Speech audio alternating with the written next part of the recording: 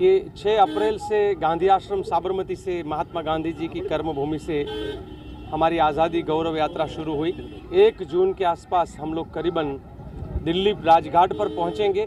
सो महात्मा गांधी की कर्मभूमि से लेकर महात्मा गांधी की जो अंतिम जहां पर विधि हुई वहां तक हम लोग जाएंगे और देश के अंदर जो आजकल एक माहौल है नफरत का, उसको मिटाकर सत्य और अहिंसा की बातों को लेकर निकले हैं। साथ साथ देश में जो एक झूठा इतिहास आज फैलाया जा रहा है कि आज़ादी भीख में मिली थी, तो हम सब गांव-गांव इसलिए घूम रहे हैं लोगों को जगाने के लिए कि आज़ादी भीख में नहीं मिली है। भीख में तो शायद सावरकर को माफ़ी मिली थी, ये तो भीख में उनको 60 रुपया की दलाली मिली थी।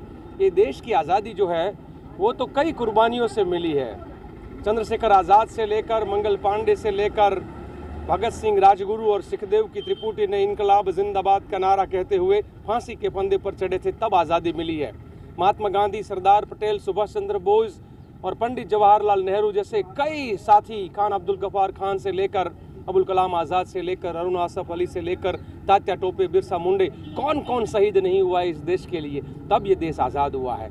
जलियांवाला बाग हो या मानगढ़ का आदिवासियों का हत्याकांड हो अंग्रेजों के द्वारा, ये सब कुछ शहीदियों के बाद देश आज़ाद हुआ है।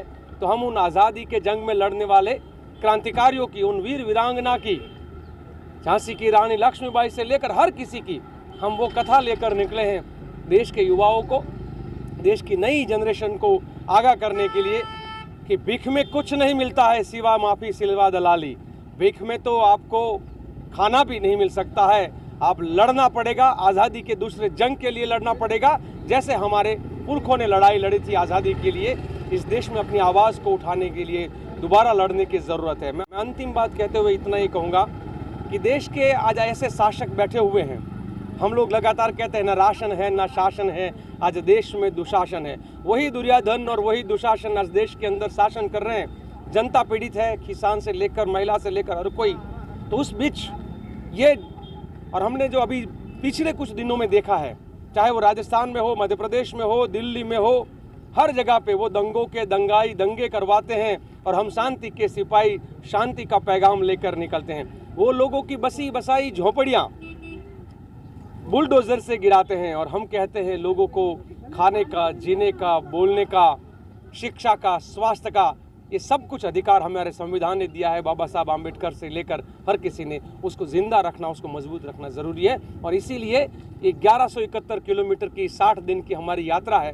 और यात्रा में गांव-गांव, मैं तो राजस्थान में, गुजरात से शुरू हुई और राजस्थान में जिस प्रकार से दोनों जगह पे हमारा स्वागत हुआ है, गाँव के लोग सलामी करते हैं, झंडे को सैल्यूट करते हैं, नतमस्तक करते हैं, महिला भी आ जाती है, बुजुर्ग भी आ जाते हैं, बच्चे भी आ जाते हैं।